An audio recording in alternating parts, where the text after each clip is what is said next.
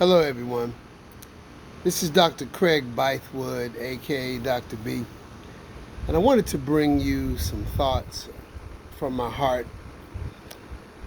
If you think about what's happening right now in our society, there's quite a bit of pandemonium, quite a bit of fear, quite a bit of concern and worry. And I'd just like to remind you that the Bible says that you can worry but not pray, or pray and not worry, not both.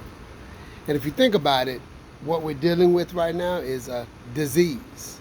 And if we just break down that word, dis-ease, there is a certain level of peace and harmony and easiness that's not happening. It's a dis-ease. And we really have to ask ourselves, how are we responding? How are we reacting? And I'm not talking about the actions.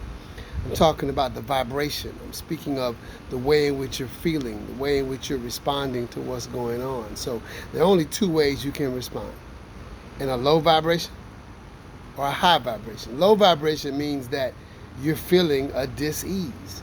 And if you think about it, if you're feeling a dis-ease, doesn't that make you more of a vibrational match to the disease?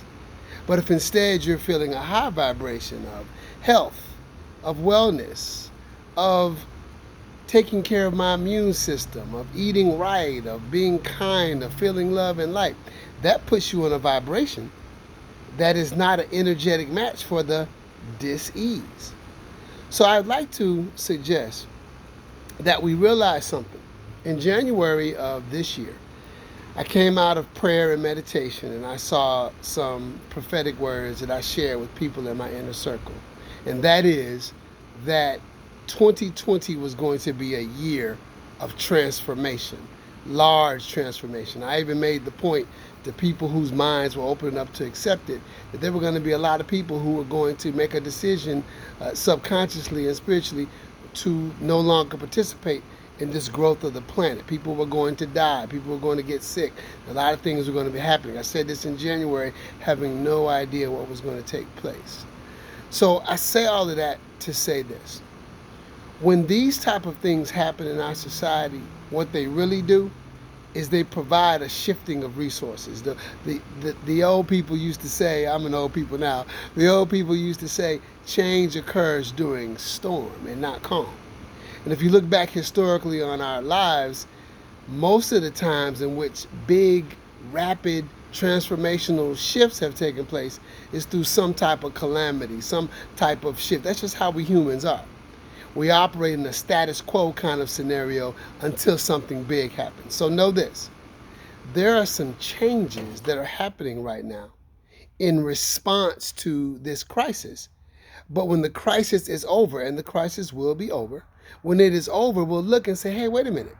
That's pretty efficient. Let's keep that process. Hey, let's continue to do it this way. So mark my words, there are some shifts that are happening right now in our society that are necessary.